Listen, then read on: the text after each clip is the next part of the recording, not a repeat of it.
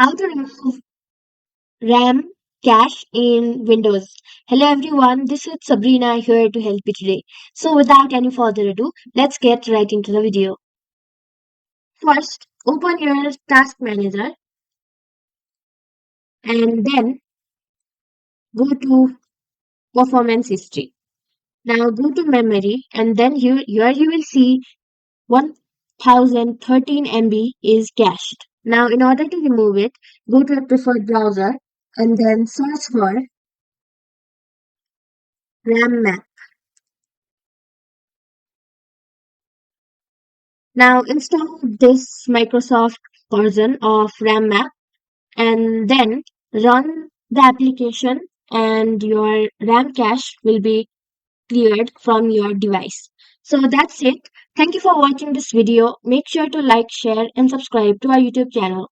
If you got any questions, comment them down and I'll catch you in the next one.